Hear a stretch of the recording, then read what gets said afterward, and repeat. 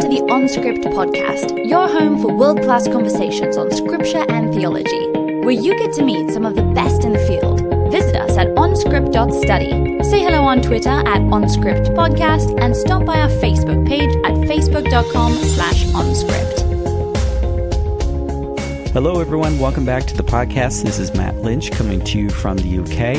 I'm a co-host of OnScript along with Matt Bates, Drew Johnson, Aaron Heim, Chris Tilling, and Amy Brown-Hughes. And if you aren't aware, OnScript is in a new season right now where we have a theology stream that runs within the podcast, and I hope you get a chance to listen to those episodes. Amy Brown-Hughes is heading up the theology stream that will continue to develop this year. I want to thank a few people before we begin. First of all, Ed Hatkey has continued to produce this show with great skill and care, so thank you, Ed. Tommy Molman and Rebecca Terhune have been on the media and marketing side of things and been incredibly helpful in many capacities, along with some design help from Katie Vinson, so thank you, Katie. James Steinbach has been helping us revamp the website, and many others have been very supportive and helpful along the way, including our monthly donors. So thank you to all of you. If you haven't yet given us a rating on iTunes or whichever platform you use, I don't want to be biased, could I ask you to please go ahead and give us that rating?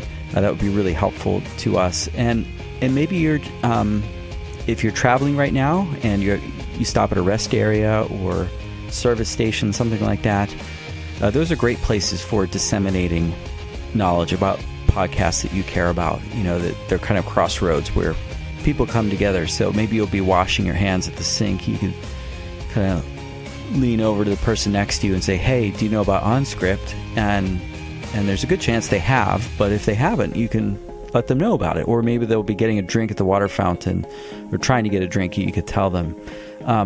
Or perhaps you'll be driving down the road and you see someone with a flat tire waving their hands wildly. You could stop by and say, hey, I don't have a car jack or a tire, but I do have a podcast recommendation. And maybe, you know, they'll be disappointed initially, but once they listen, it'll make that long wait really, really enjoyable. And I think that's, you know, isn't that the best thing we can give someone? Okay, on that note, let's go get on with the episode.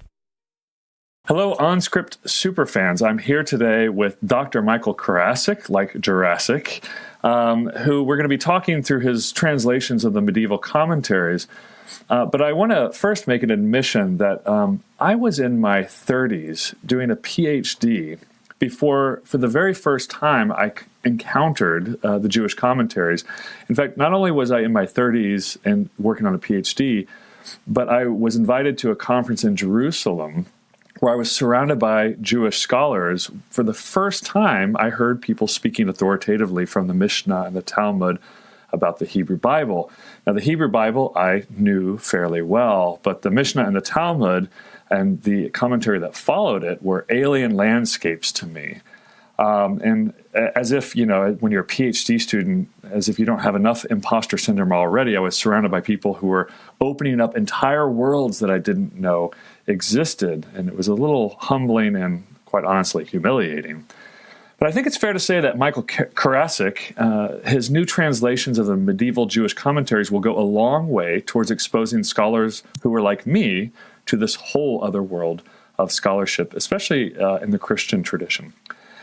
I have with me Dr. Michael Carasik, who teaches Biblical Hebrew at the University of Pennsylvania. He also hosts a weekly podcast called Torah Talk, where he comments on the Torah portions. He is the author of several books, including the very first book where I encountered his work, Theologies of the Mind in Biblical Israel, The Bible's Many Voices, and the volume series we're discussing today, the Commentator's Bible, the Mikraot Gedolot, which he worked for 17 years translating. If you want to see sample pages, I've posted on our website some samples from the volume on Exodus. And also I will post a picture of a page on from the Genesis commentary series, because the physical layout of the page is actually going to be part of the discussion of what's going on in Jewish translation and commentary. Okay, I'm going to do something unusual. I want to first welcome you to OnScript. It's a pleasure and an honor to finally meet you. Thank you so much. I'm going to open with a speed round, which this is the opposite of how we usually do things. So just a few quick questions, which you're going to answer as quickly as you can. Okay, first, when did you first learn Hebrew of any flavor? I first learned Hebrew when I learned how to read and decode the alphabet when I was 8 and 9, in a book called Rocket to Mars. What you probably don't know is that on Mars, they speak English, but they write it in Hebrew letters. And that's how I learned how to read the alphabet. I didn't learn a whole lot of the language, but I could decode the alphabet from that. I had a feeling that was going to be a good answer to that question. Okay. I did not know that they spoke English. I'll just add that the next year we were supposed to do Rocket to Venus, where they actually speak Hebrew, but we moved and I never saw Rocket to Venus. No, so. That's the way it goes. Okay, if I walked into your house right now, would I find anything embarrassing? If so, what would it be? No, if there's anything embarrassing in there, I would not let you find it. We do have a very cute, my wife is a foot specialist. We have a very cute footstool, which is, what you sit on is Superman's chest, and the bottom of it is 2 legs and the bottom of a pair of pants and a pair of shoes. So if you stick it under a bed, as I did once, it looks like there's a body lying there. Okay. I had a feeling we find something good there as well. Okay. Now, this is a little more serious question. In your opinion, and you can take as long as you want here, how have students changed over the last decades? Oh, gosh. Students over the last decade, which dates back to the big crash, are much, much more focused, even here at the University of Pennsylvania, on vocational stuff. And the idea that you're going to study something because it's interesting or because it will teach you about the world in general, history, literature, the humanities, that's gone. And although I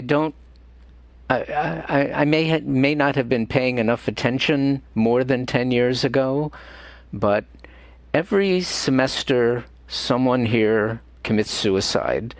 And I have talked to a couple of students, and it seems like they feel, maybe self-manufactured, but they feel unbelievably pressured. And that's scary to me. Yes, we actually had our very first suicide ever last year on campus, and we're a small campus, and it was devastating. Yes. So it's public health is definitely something I've noticed as well with our students. Anxieties and depression definitely seems to be on the rise. Okay. For a change of tone a little bit here, what invention over the last 427 years has changed your life the most significantly? Has changed my life over the last 400 years? It's got to be indoor plumbing. Agreed. I saw an interview show on PBS with people who were over 100 years old, and they asked them what was the greatest invention of your life. And the number one answer was air conditioning. And then that's a big one. Yeah, for sure. And then plumbing came around.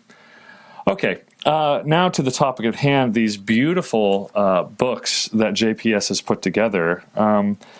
And I guess we just have to get the first thing out of the way is, how did this translation project come about? Because not most people are going to sign up for such a long-term project. Right. So I more or less did it by accident. That's going to sound a little silly, but my wife had a grant from the National Science Foundation to spend a month in Tuscaloosa, Alabama one summer, where they have an osteology collection.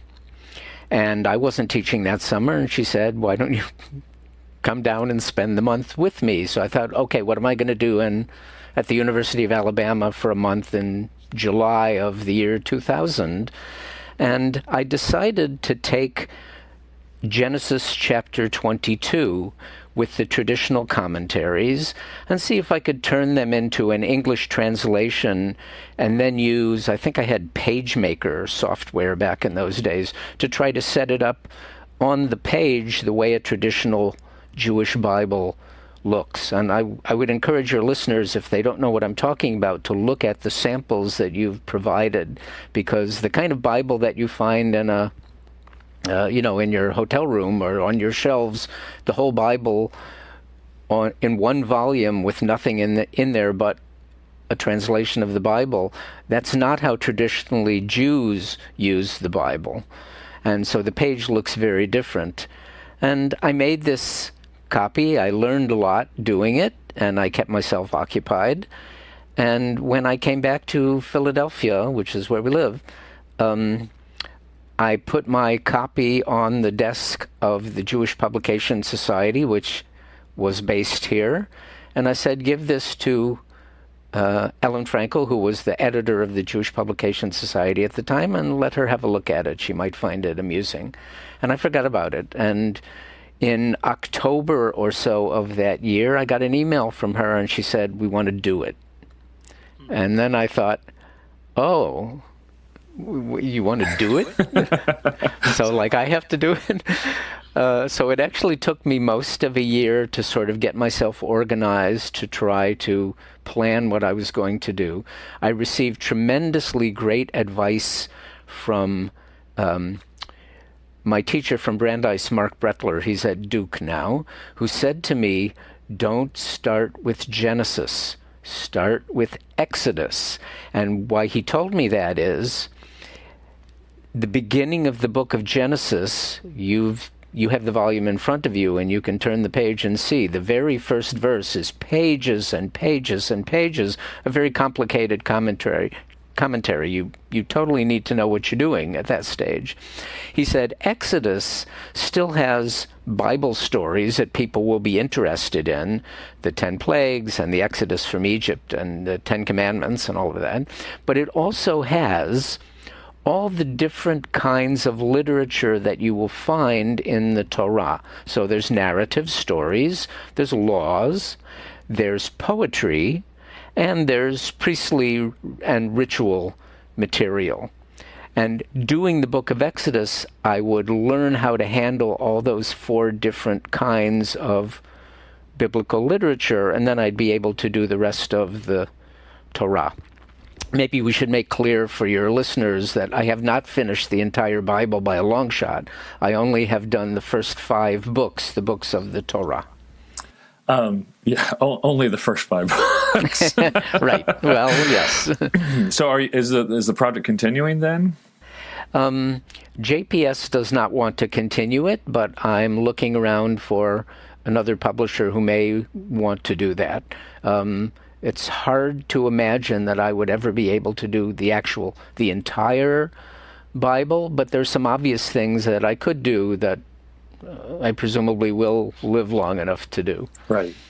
What would be the next book if you could choose it? What would be the next book in the series? Saying we weren't going in order. Right. If I could choose, it's hard to say. I would have to think about it. Really, that's going to depend on what someone's willing to publish. But there's 2 obvious possibilities. One of them is every week there's a reading from what Jews call the prophetic books, not exactly the same as what Christians have. It's more or less from Joshua through the end of Kings. There's a reading from that goes along with the Torah reading. So the obvious thing would be to make a volume that samples all of those that people would want to look at in a synagogue. The other very logical possibility is what Jews call the 5 scrolls. So that's Esther, Ecclesiastes, Ruth, Song of Songs, and Lamentations, each of which is read on a particular holiday, and that is usually a volume in a Jewish Bible like this on its own. So those are the 2 obvious ones to go forward with. It might be kind of fun to do Psalms, because at some point I want to write a book, How to Read and Understand Biblical Poetry, but we'll see. Wow. So there's plenty of work yet to be done. Yes, I wonder, I wonder just for, I should put a plug in. I know publishers listen to us, because when I go to SPL, they all seem to know who we are. So if you're listening, publishers, there's a ripe opportunity to continue this beautiful series. I wonder if you could just walk through briefly what the page looks like, and I guess the other question would be why the page looks the way it does, because I think this is the most novel thing for Christians or people who aren't exposed to this type of scholarship. Yes. So I should point out, you're probably familiar with, and many of your listeners may be, there's something called, you'll correct me on the name, the Ancient Christian Commentaries series by Thomas Oden from Drew University. So when I look at that, and I actually read his autobiography, and he said they were very careful to pick only the commentaries that had stood the test of time, that more or less everyone agreed on, that had been passed down from, I guess, the church fathers, patristic commentaries on the Bible. A Jewish page of the Bible is completely different. And what you have is one guy making a comment on one side of the page and another guy on the other side of the page explaining to you why the first guy is wrong. Okay? This is how Jews do it. This is how we've always done it, I guess. And there's a scholar, Alav HaShalom, may he rest in peace, named Isidore Tversky from Harvard University. He was also amazingly a Hasidic rabbi, but he was one of the great Jewish scholars of the 20th century. And he wrote an article that said the guy who is responsible for the page of a Jewish Bible looking the way it does is a man named Nachmanides, Moses, the son of Nachman. He was a physician from Spain in the 13th century. And he is the person who incorporated into his commentary over and over again the voices of two major earlier commentators. So when people started creating this format on the Bible, they wanted those two other commentators on the page with Nachmanides, and implicitly he's the one who created this page. Yeah. So at the top of the page, I'm looking at right now, we're going to have, on your translation, you gave us the new JPS translation and the other JPS translation, as I put the OJPS. Right, which is 100 years old now. And then in the center, and these are both committee translations, and in the center you have the Hebrew text, which is sometimes very interestingly parsed up for me. That's one of the things I noticed as I went through, where they would even sometimes break in the middle of a verse or sentence and move over to the next page. And then below that, immediately below that, this is the top half of the page, you have Abarbanel's questions, which might be my favorite part of the whole thing. And then you have Rashi and Rashbam on the side, Ibn Ezra on the page I'm looking at here, Kimchi, Nachmanides, and then at the very bottom you've included additional comments where I assume you had to be a little more selective in who made the cut on the page as well. Right. So you mentioned Abarbanel's questions. I'm delighted to hear that that was one of your favorite parts. That's usually I've never seen that in a traditional Mikraot Gedolot, a traditional Jewish Bible, because his commentary is unbelievably long. And the way he did his commentary is by asking questions that occurred to him and said, now I'm going to answer the questions. So I decided, why don't I put those questions on the page? Because the other commentators usually don't say explicitly what they're trying to answer for you. And when I gave this sample to Ellen, she said, this is great. We have to keep those questions because it focuses people on some of the things that the other commentators are trying to solve for you, but they don't tell you. Yeah, and I think, as a teacher, I actually ask my students to provide written questions for the class from the readings, because I feel like you can learn so much about how somebody thinks by the kinds of questions that they ask. And so for me, he's the guy that I seem to understand. It's almost like he's voicing, half the time voicing the questions that are coming to my mind, or if I had thought a little longer, that's the question I would have had. Right. Well, he is one of the more modern guys on the page, and I should point out, this is my page. I decided who gets to be on there. Rashi, the 11th century French commentator, is always in a Jewish Bible commentary, and a Talmud commentary too, for that matter. But I more or less picked and chose who should be there. So I picked him, but he is one of the most modern guys. He was the finance minister of Spain in 1492 when the Jews and Muslims were expelled from the Iberian Peninsula, and Ferdinand and Isabella actually told him, you can stay, you can keep your job if you want. And he's thinking, okay, but I need 9 other Jews in order to be able to pray every morning, so that's really not going to work out for me. What happened? He fled to Italy, where a lot of the expellees from Spain went, and he said to himself, he had already done a lot of Jewish religious writing back in Spain, but he said to himself, I know politics. I hang out with kings. Nobody's going to give me that kind of job here in Italy, but I can write a unique commentary on the biblical Book of Kings, because I'm the first commentator in who knows how long that actually has spent time with kings and knows how that kind of thing operates. So he wrote a commentary in the Book of Kings, and then he started writing a Torah commentary. This is 1492. This is the very beginning. From a Jewish perspective, the modern world is just starting to begin at that point. It just dawned on me, you are the next Nachmanides here, then. No. I'm a long way from that in many, many ways. I was going to say, you need to think hard about what your name of legacy is going to be, because all of these guys have these nicknames, right? Right. I won't generate one for you. What they sometimes do is they call the commentary, for example, Abraham ibn Ezra. Ibn Ezra is his surname. They call the commentary the Ibn Ezra, and then they call the person himself not Mr. Ibn Ezra, but the Ibn Ezra.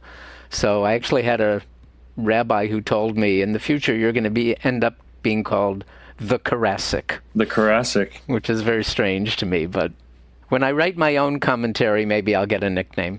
There you go. Yeah, because your comments are not included in the page here. I tried to keep myself very, very small on the page. There's a few footnotes to explain things that I don't think the reader would get. Right. So these are the Mikrot Gedolot, but they represent actually a portion of Jewish thought at this time in the world. I wonder, it was an open question to me as I was reading through, just looking at the selection, if there's any non-European representation here, if you have any Sephardic thought that's kind of bleeding into this, or if that's even an anachronistic idea. Right. So, first of all, there are plenty of Sephardim in Europe. I just talked about Abarbanel, right? Sfarad and the Sfaradim. Sfarad is the medieval Hebrew word for Spain, so really it's those people who created the Sephardic world. The big distinction is the Jews who grew up in a Christian environment and the Jews who grew up in a Muslim environment. That's where this Ashkenazic Sephardic split happened to be. And for all kinds of reasons, lots and lots of the Jews who grew up in a Muslim environment wrote their Jewish books in Arabic or in Judeo-Arabic, which is Arabic, kind of a dialect, but written in Hebrew characters, but it's Arabic and not Hebrew. And what that means is that material did not cross the line into general Jewish usage. The big exception is the guy I happened to mention a moment ago, Abraham ibn Ezra. So he's living in the 12th century in Spain. He's about 50 years old, and for reasons that aren't 100% clear, he leaves Spain, moves to Italy, and then works his way up the Italian peninsula, up through France, and eventually up to London by the end of his life. And he comes into town, and he finds a rich patron, and he writes a book for the patron, a book of Hebrew grammar or a commentary on the Bible. And then when he's finished, the patron says, "Thanks, see you around." And Abraham ibn Ezra keeps moving north and finding another patron. And he was educated in the Arabic-speaking environment of Spain. In the 12th century, his part of Spain was still Muslim.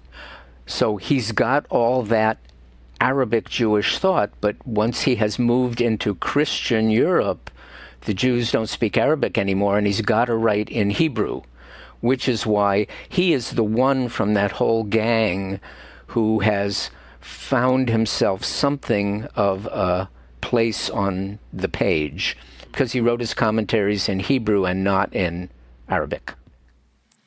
So you are getting quite a breadth of synthesis of Jewish thought of the period, at least as far as, I mean, it's, of course, Jews are spreading out across the world at this point already, but we're getting a big chunk of them. Right. So I start with, there's actually something called the Masorah, if anyone's heard of the Masoretic text among your listeners, the people who preserved the text created a very unusual series of marginal notes to talk about preserving the text, and they actually have some things that amount to commentary that I put in the additional comments at the bottom of the page. From there I go on to the great Jewish Bible commentator, which is Rashi, 11th century northern France. His grandson is also on the page, who lived at the same time as Ibn Ezra, who's bringing this Spanish Muslim world of thought into the page. After them comes Radak David Kimchi, who wrote a commentary only for the book of Genesis, but he wrote lots of other material that has comments on the rest of the Torah, and so he's in the other volumes, he's in the additional comments. He is from Provence, southern France, which is a very different world from the northern France of Rashi and his grandson. And after him, Nachmanides, who is in northern Spain, I guess it would be more or less Catalonia today. And he's got also a very different thought world. And from there we go on through Abarbanel, and eventually I end up the latest commentator in the book. I thought of carrying it on into the 19th century, which would have taken us into Russia. I spent the whole first 6 months or so of the project way back when figuring out who was going to be on the page and how, and eventually had to throw some of these guys off. But I do have some comments by a guy named Obadiah Sforno, who is literally a Renaissance man, and he lived in Renaissance Italy, so he's in the 1500s, if I'm remembering correctly, which, again, from a Jewish perspective, that's extremely modern already. Right. It's yesterday. Real quickly, I want to actually get into the comments themselves and read a little bit aloud for our readers or for our listeners. But before we do that, just a quick take for those who don't know. How would you compare this collection that you have to something like the Talmud in look and feel and content? In look and feel, it's very similar.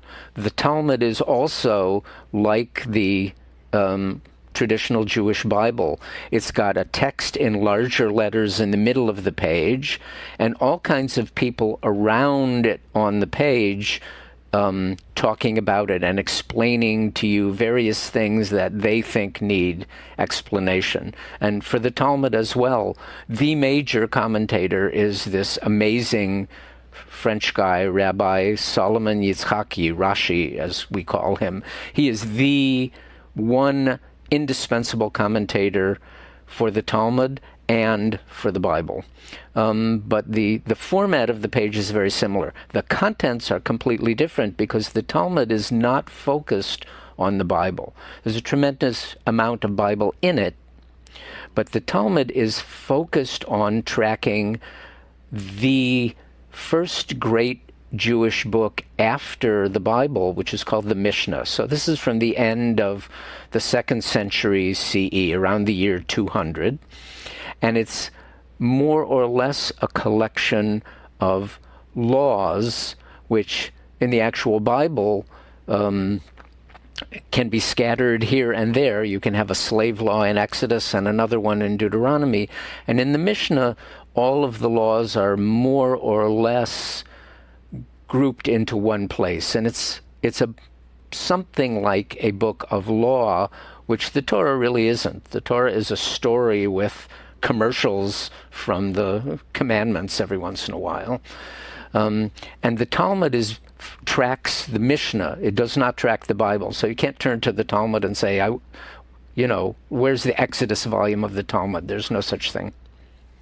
Yeah, and I think the continuity that I was seeing was also, in content, I think there's continuity, but you openly get to see discussions, to put it politely, or arguments, or sometimes downright, like one of my favorite ones that I always cite is, Rashi, who says, I think he's following another rabbi in the Talmud who says that, how did Adam know that the woman was his proper mate?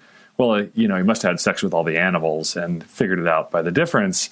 And I think it's Kim Hee or someone later who says, basically, I have no idea what Rashi's talking about. There is a lot of goofy commentary. Maybe I won't say a lot. There is some goofy commentary in the series, yes. There's always gems to be found in there. So I wanted to look at actually tracing a theme, because you in the beginning you say, how should you use this book? And one of them is to trace a theme through. And so I'm on page 44 here, and this is Genesis 3:18 through 20. And I've been really interested lately for another research project on the issue of agriculture in the Bible. And so this is the discussion surrounding the curse of the dirt, Hadamah. And so it begins with, I'm just going to read a little bit if that's okay with you. And so Rashi begins with this issue of thorns and thistles, it shall sprout for you. This is Rashi now, the ground, no matter what kind of seed you plant, it will sprout thorns and thistles, artichokes and cardoons, which can only be made edible with great effort. So this is also one of those interesting parts for me is, what kinds of plants do they associate with the curses of the earth? I think flaxseed always gets thrown in there, gets thrown under the bus, which I eat a lot of flaxseed, so I understand that one. And here are artichokes. And then he goes on to say later, when you plant beans or vegetables, the ground will sprout thorns and thistles and whatnot, and you will have no choice but to eat them. And there I was kind of wondering, was he referring to the beans or the thorns and thistles like in the stew? And then across the page, we have Ibn Ezra, and you just stop me whenever you want to make a comment here. He addresses the issue of toil and pangs, and he says the Hebrew Bible also simply says, you shall eat it, but this obviously refers to the produce, not the ground. So he's making a basic clarification there. They're not talking about eating dirt. And then he goes on about thorns and thistles to say, the grasses of the field, that is bread, for in the garden they lived on fruit. So now he's making a clarification that that harvesting a domesticated crop is different than the fruit that they were eating in the garden. And by the sweat of their brow they will have to slave at winnowing and grinding and kneading and cooking, which agriculture in the ancient Near East is famous for the grinding stone and the amount of work that goes into making our daily bread. And then I two more comments on here that I want to highlight. When he talks about until you return to the ground from which you were taken, I'm still on Ibn Ezra here. Once again, since we know that man was created from the four elements, I assume he's referring to the stoicheia there, why tell us that he was formed from the earth? And then an additional comment, you have Hiskuni, who says, Adam's curse applies only to farm workers, but Eve's greater curse applies to all women. She not only sinned, but Adam caused her to sin. I want to continue following this thread. But she caused Adam to sin. Sorry, did I he mistake? Says, yes, right. But he caused. I'm sorry, yeah. But caused Adam to sin. That's right. So that's why her curse is greater. Yes. So, and just this one passage alone, when you look at that page and you see these comments, what do you see? I know that you're going to see a lot more than me. What kind of conversation is being tracked here? And I assume this is plugging into a larger conversation as well. What I really need to say to your listeners, I think, is I've spent 17 years with the Mikraot Gedolot, with this Commentators Bible Project, and what would happen is my wife would come home from work, and she would say, "What did you do today?" And I would say, "I spent it with the guys." Because especially the big four of all 5 volumes, Rashi, his grandson Rashbam, Ibn Ezra, and Nachmanides, so much of the page is covered by those 4 guys that you really, if you spend 17 years reading their commentaries, you feel you get to know that commentator as a person. And so when you were reading Ibn Ezra's stuff to me, this is a translation job that is not like any other, because if the same words were written by a different commentator, I would translate them differently. I created a voice for each of these 4 people to match their personalities. Ibn Ezra is a very prickly guy. He thinks he knows Hebrew grammar better than you do, right? And he's very insistent that you have to read the words straightforwardly. What do they say in Hebrew? And not make up any nonsense stories about them. And you have to follow grammar correctly. So when it says, you shall eat it, and the pronoun seems to be referring to the Adamah, to the soil, he wants you to understand that's not what it really means. And he just projects, I get this and you don't, so if you listen to me, you'll understand what needs to be done.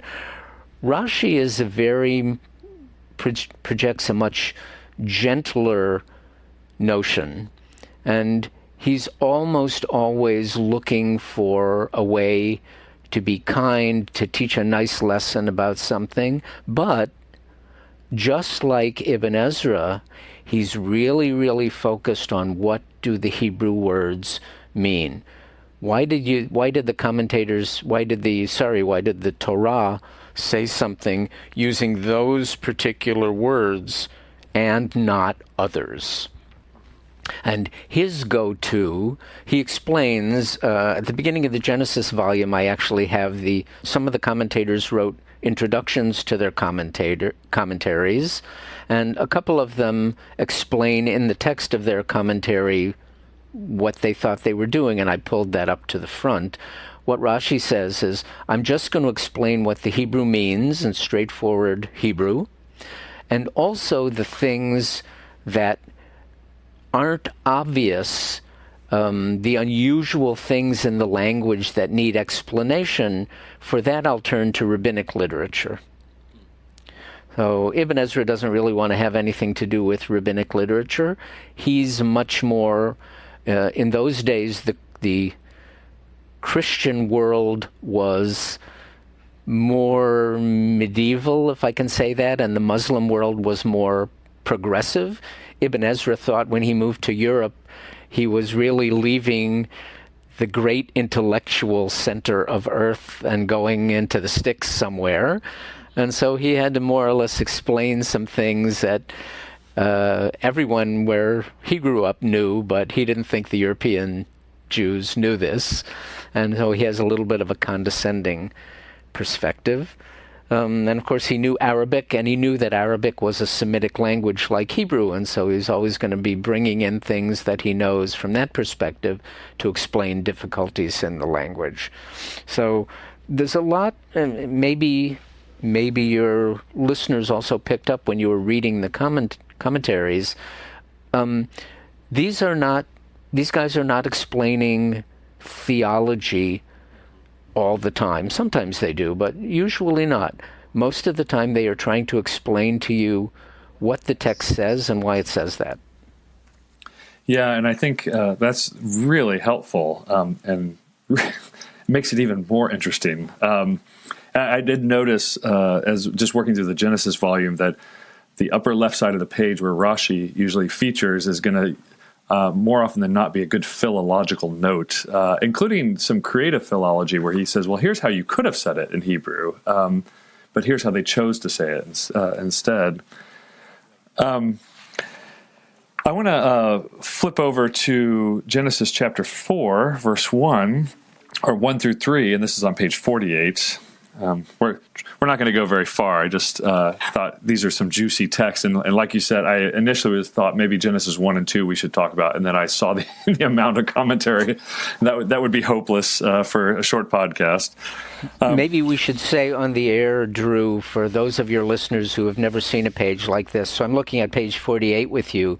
There are 3 short lines of Hebrew way up at the top of the page, and hundreds of English words on the page surrounding it. There's maybe 15, 20 words of Hebrew that are being discussed. So it's the last word of verse 1, chapter 4, verse 1, all of verse 2, and the first 6 words of Genesis 4, verse 3. And that's an entire page of Bible in this format.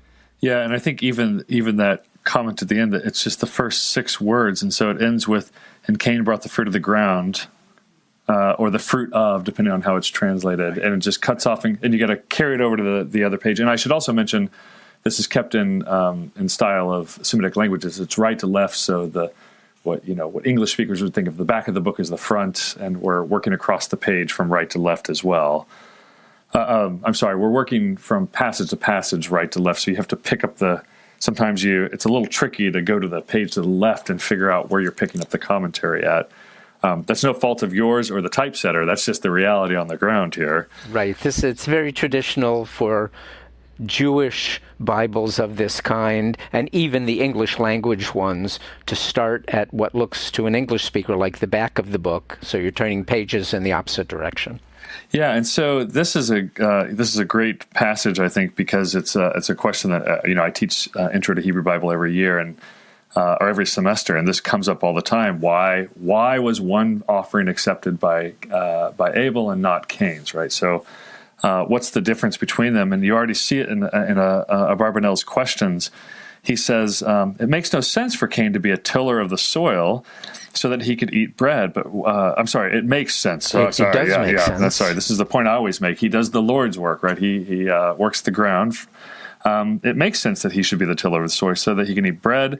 But why did Abel become a keeper of the sheep? Eating meat was forbidden. What moved Cain and Abel to bring offerings to the Lord? Adam never did so. I think those are the questions that everybody is asking around this point, or if they're stopping and thinking about it. Drew, if I may, I'm going to put in a commercial for another kind of Jewish learning that is more or less at the same time of the Mishnah and the Talmud, but that actually does focus on the Bible, called Midrash, M-I-D-R-A-S-H. And an amazing way to teach Midrash is to give people, I used to do this with my students, to let them sit down and read Genesis chapter 4, mostly the story of Cain and Abel, in English, and write down all the questions they could think of. And if you spend any reasonable amount of time at it, you can come up with 100 questions very, very easily. And then you turn to the Midrash on that chapter, and you find that the stories in the Midrash answer those questions. Yeah, like I said, I identified quite often with the Abarbanel's questions. It turns out that some of the times they're the exact questions I'm asking my students, and looking at their faces, getting more and more perplexed, like, I never thought about that before. And so this kind of becomes the question of what's the difference between these two occupations? What divides these two men? So Kimchi says, Abel became a keeper of the sheep and Cain became a tiller of the soil. When they grew up, they chose different ways of life. Abel drank milk to survive and wore wool clothing. Neither of them ate meat, which was yet forbidden. And so you see this kind of work where they're trying to piece together, and you can always see the rest of the Torah creeping in here, right? So, or this, I should say, this kind of tension between almost like, are they following the Torah yet? Should we hold them to a Torah standard, or no at this point, or even the Noahide standard at this point? That's really not gonna happen too much until the patriarchs come along, Abraham, Isaac, and Jacob. What they're talking about here is it's not Torah law at all, but if you read the original creation story, everybody's supposed to be vegetarian. That's Bible. That's not Jewish, okay? And after the flood, God says, okay, I realize you guys are a little bloodthirsty, you human beings, and you want to eat meat. It's okay. So at this stage in the story, they're not eating meat, supposedly. And so they're working out all the what I call the gaps in the story that are infuriating for some people. I always try to say, well, there's gaps in every story. Maybe we should focus on what they're trying to focus us on, which I think is what they're working through here as well. And then you get these very interesting comments. This is from Gersonides, one we haven't mentioned yet, who says about the same passage, both of these professions, raising animals and raising crops, are incredibly difficult to develop. No one could possibly have figured out through experiment or chance how to raise silkworms. And the same is true of growing plants. That is why the Torah honors those who develop these professions, which even so must have required some emanation from the divine. So I see that phrase, emanation from the divine, and I really wonder what he's doing there.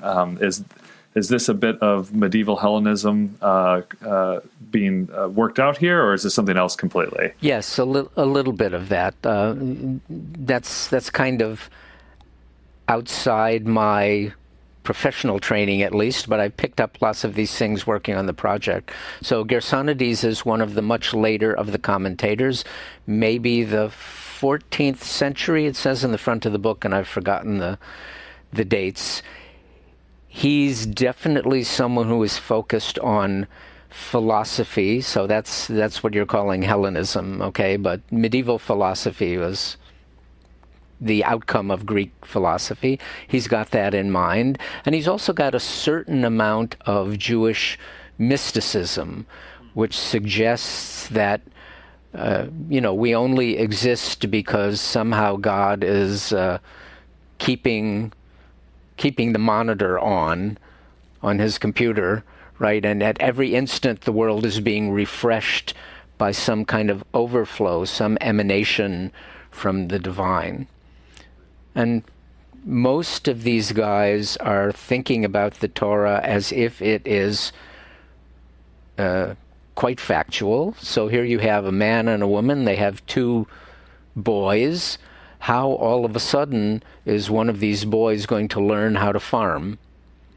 And Gersonides is thinking all of these professions that by the end of the chapter are going to be developed, musical instruments and weaponry and this and that.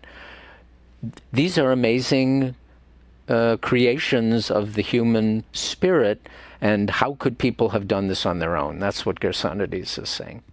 Right, and the idea of things being immediately created is not a foreign concept then. So it's not. There's nothing crazy about the ideas that they're floating around here. And I think actually even amongst Christians today, if you teach a Bible study on these passages, most thinking people are asking these questions at some point. Well, exactly how did this work? What are the mechanics of this, if this is just meant to be a straightforward story of what happened? I would say, go ahead. May I, Drew?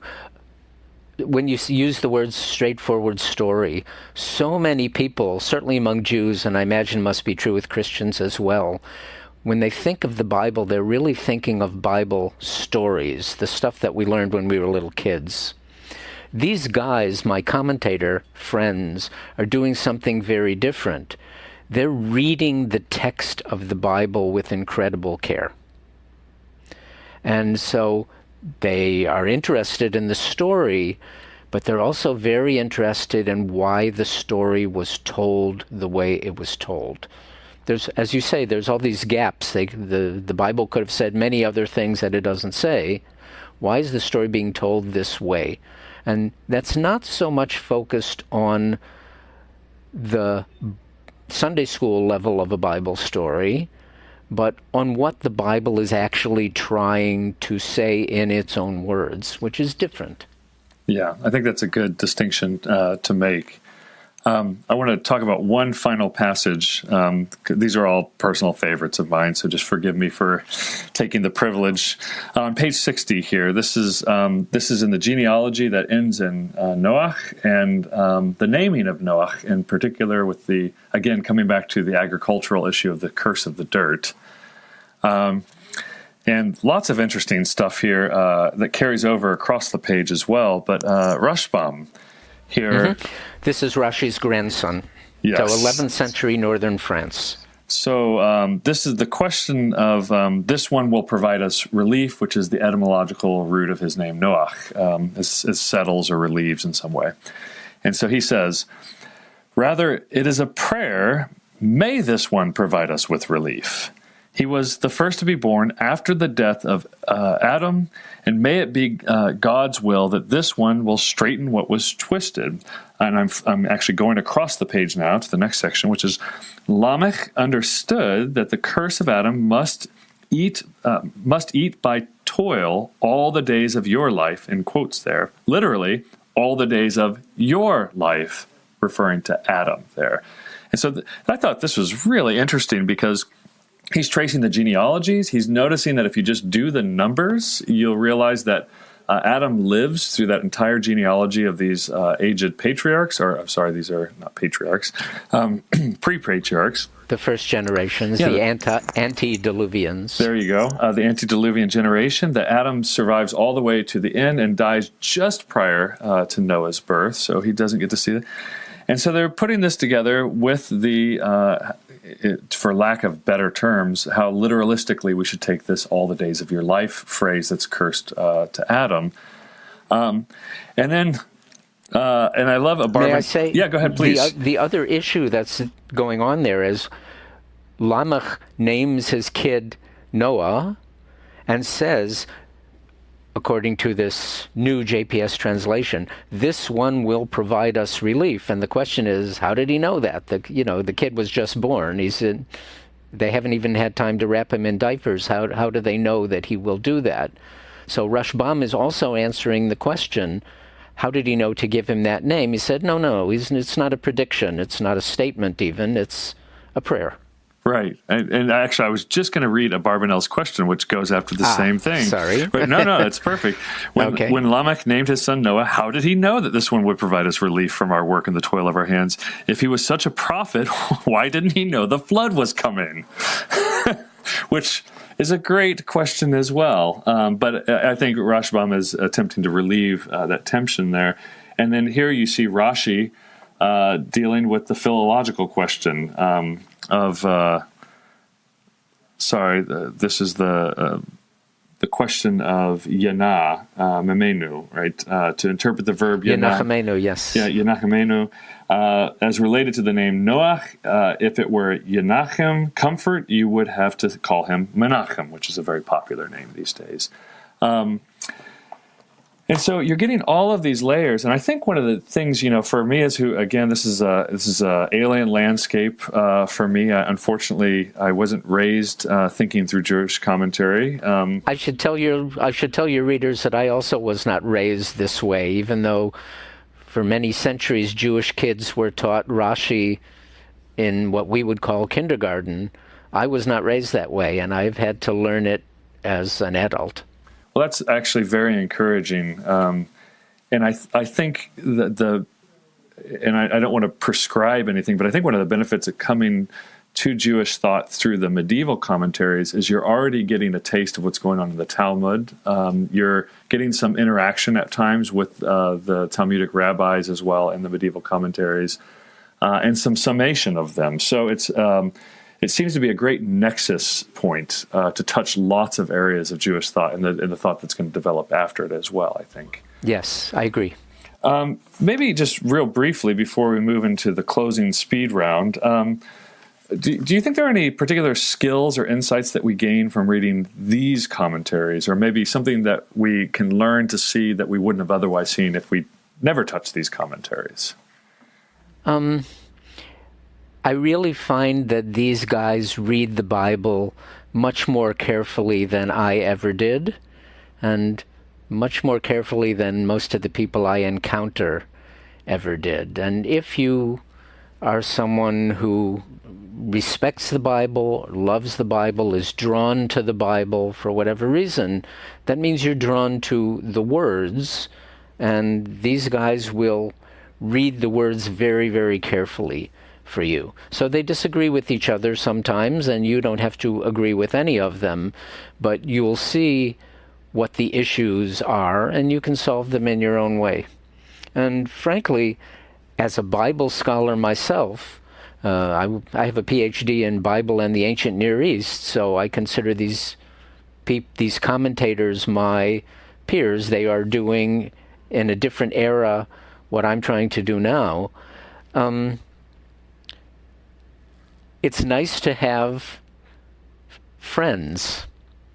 It's nice to have people who care about the Bible the way that I do, okay? And you really, if you sit down and not just dip in once in a while, but engage with one of these people or more of them, you're going to find a personality. You're going to meet a person. You're going to meet a person from the Middle Ages who will talk to you in contemporary English.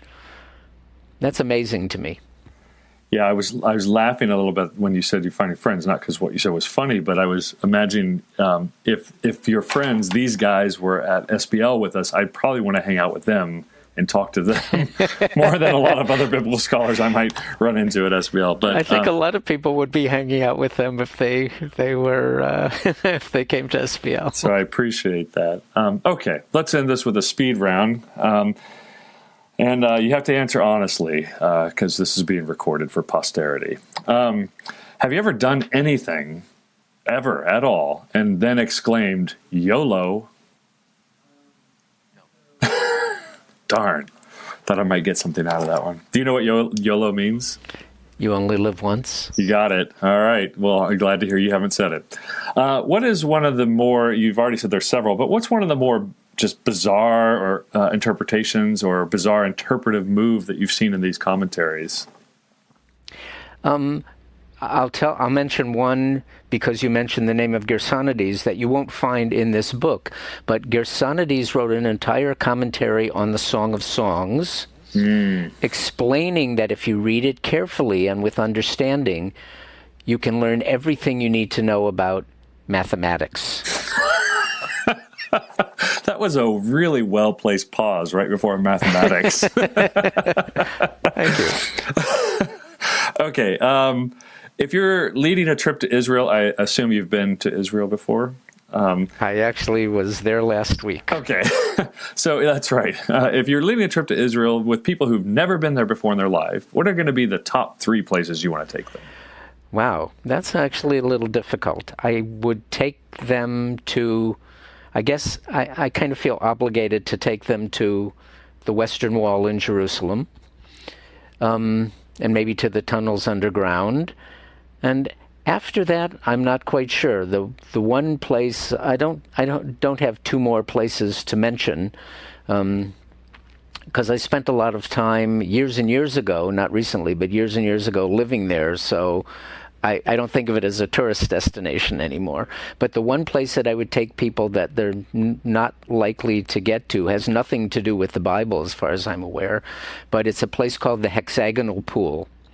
And you have to kind of go off-road a little bit and then climb down to this amazing natural pool, a little bit of small waterfall, and kind of it's like a giant-sized crystal of hexagons that you're swimming inside of. Wonderfully, wonderfully refreshing place. You're in nature and not in civilization. And I've never seen anything like it anywhere else in the world. I did not know about that. I'm gonna I'll be there this summer. I'm gonna go look it up, see if I can find it. Brechat HaMeshushim means hexagonal pools in English. All right. Now, this is, again, you have to be honest here with me. Have you ever pretended like you understood a lecture or a paper when you actually had no idea what the person was talking about? Yeah, sure. Okay. Can you name the speaker? What I would rather do is tell you a different story when I knew I didn't understand and I didn't know what to say. I listened very carefully, and I heard the first paragraph, and at the end of the first paragraph, I fell off the train, and for the next hour, I didn't understand anything whatsoever. And walking out of the lecture, I ran into a guy who's a very distinguished scholar, This is when I was in grad school. And he looked at me and said, "Did you get any of that?" And I thought, oh, it's okay. I can do this. If he didn't understand it, I don't have to understand it either. Yes, I've been that speaker before, I'm sure, many times. So, okay, this is a difficult question. What idea in biblical studies would you like to see go the way of the dodo bird? If you could just kill it off today. Right, so I'm going to be Rashi and not take the negative route and go negative. What I would like to say is I'd like to see biblical scholars do what my friends, the guys, do.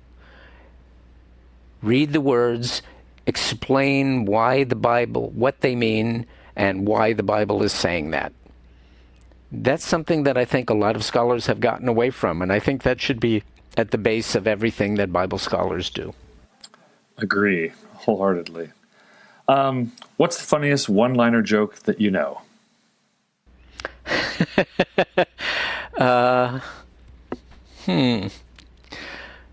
I could give you a two-liner, but nobody's going to get it, right? We can take two-liner. We can go with. We'll open up the category. Okay. So the woman says to the man, "Voulez-vous coucher avec moi?" And the man says, "Нет, спасибо, я уже покушал." You're not laughing. Oh, now you're laughing. Okay, good. I like multilingual jokes, which you can't really tell to anyone else. You might have to say the second half slower for our listeners, and maybe they can play it into their Google Translate. Okay, what's the most significant book in biblical studies in this last generation? Gee. You had to know that one was coming.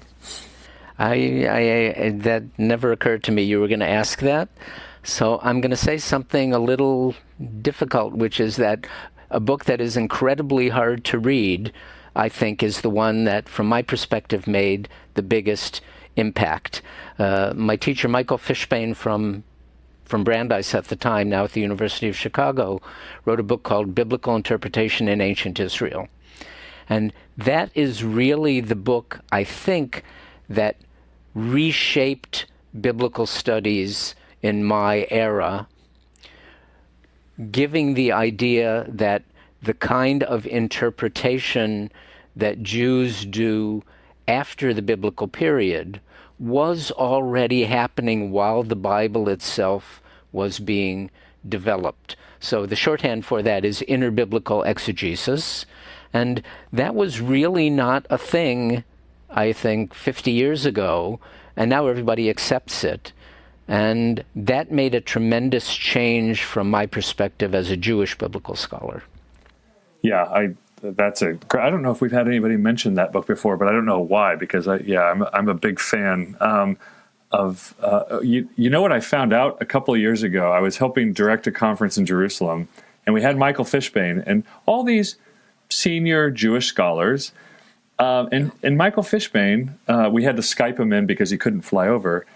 And they start asking questions after his paper, and they all addressed him by the name Buzzy. Yes. They're like, "So, Buzzy," and I'm looking around going, "What's going on here?" You know, and it's one of those things when I said, afterwards I was talking to someone. I was like, "You guys call him Buzzy?" He's like, "Yeah, we all know each other. You know, this is a Jewish scholar. It's a small world. There's hundreds of millions of you Christians out there, right? There's not that many of us." Right. So I never called him that when I was a grad student. I did address most of my other teachers by their first names. I never called him Buzzy in those days. Today I would if I were to see him. And I have no idea how he got the name, but if you look at him, somehow it fits. Mm-hmm. It didn't seem completely askew. Okay, do you want to hear my favorite knock-knock joke? Why not? Okay, you start. Knock, knock. Who's there? Sam and Janet. Sam and Janet who? Sam and Janet evening, you may see a stranger. Was that your favorite one? But you took that joke head on and you nailed it. I love it. That usually gets people.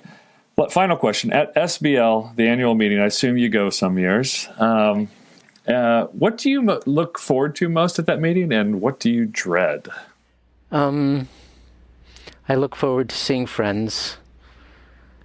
I wouldn't say there's a whole lot that I dread. I always end up in sessions that sound like they're going to be interesting and they aren't. That, it's not really dread, but... Yeah. Am I going to waste my time in a paper session? You always learn something, but... And there's I don't know how many of your listeners are non-professionals and don't know this, but there's 100 sessions going on at once, and I guess you dread that you picked the wrong one. Okay? There's always at least 3 or 4 you could go to, and you can only be in one place. So. And you know what the dirty little secret is? Well, I don't know if it's true or not, but I'll just say it as gossip here, is because I used to co-chair a session that a friend and me, we started together, and we noticed that they stacked us up with every other session that basically people would have parallel interest in. And we think there might have been a little bit of social Darwinism going on with SBL saying, like, let's see who gets the most people at their session, and make them choose which one they want to go to. So it always seems like when I find a session or when I'm in a session, it's when all the papers I want to give. Well, Dr. Carasik, thank you so much for your time. Thank you for a service project in translation. I think a lot of scholars are out there to make a name. After reading your Theologies of the Mind, I thought this guy's great. I can't wait to read more from him. And then I saw there wasn't a whole lot for a while. And so it'd be very easy for you to make a career of your own thinking, and you spent all of this time providing this service to us. So I genuinely appreciate that. It's very kind of you to say that. I do get to express myself on my weekly podcast, right? That's true, and you can tune into that. It's Torah Talk, is that correct? Right. Thanks again, and that's all we have for OnScript this week. You've been listening to OnScript, delectable conversations on scripture and theology. If this episode has brought you inner peace or lit your biblical fire, please consider a small donation of just $2 or $5 per month. Information on how to donate can be found at onscript.study/donate.